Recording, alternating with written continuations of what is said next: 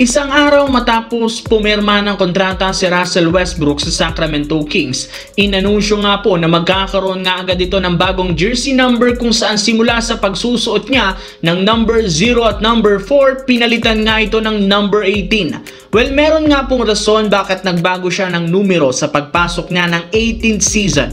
Ito dahil sa kasalukuyan nga pong gamit ni Dennis Schroeder ang number 0, habang ang jersey number 4 ni-retired na ng Kings legend na si Chris Webber. Kaya no choice si Westbrook kundi magpalit. Sa ngayon, excited sa Westbrook na makapaglaro na sa Kings at makasama ang mga bagong kakampi. Hindi rin naman mahihirapan si Westbrook na makapag-adjust since andito rin naman ang mga dati niyang kakampi na sina Malik Monk, Dennis Schroeder na pareho niyang nakasama noon sa Lakers at si Domantas Sabonis na nakasama niyang maglaro sa OKC Thunder noon. Samantala, bago pa pumasok ang Los Angeles Lakers sa kanilang pre-season finale laban sa Sacramento Kings, ibinulgar ni Coach JJ Redick magkakaroon sila dito ng dress rehearsal kung saan gagamitin nila dito ang ilan o ang kanilang magiging official na starting lineup na walang LeBron James. As usual, gagamitin nila ditong muli sina Luka Doncic, Austin Reeves, Rui Hachimura at DeAndre Ayton. Habang ang huling pwesto,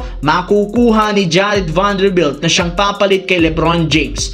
Mas gusto nga ni Coach JJ Redick mapagtuunan ng husto ang depensa sa umpisa na rason bakit nila ito inilagay bilang starter. Magagamit rin naman nila dito si Vando upang maagang ma-shutdown si Stephen Curry sa kanilang magiging opening night laban sa Golden State Warriors. Of course, hindi kayang tapatan ni Vanderbilt ang impact ni LeBron James, kaya kailangan nga nilang gumawa ng ilang mga in-game adjustment kapag hindi gumana ang bagong starting 5 at posibleng palitan siya ni Jake LaRavia. Sa kabilang banda naman, dito tayo. Mismong si Trae Young na ang nagsabi gusto pa rin niyang manatili sa Atlanta Hawks sa mga susunod na season na siyang rason bakit humihinga ito ng extension sa front office. Ngunit makalipas ang ilang buwang paghihintay, hindi pa rin siya nabibigyan ng bagong deal. Kaya dahil dyan, meron nga pong 2 taon sa kanyang kontrata kasama na ang pagkakaroon ng player option next year. Sa madaling salita,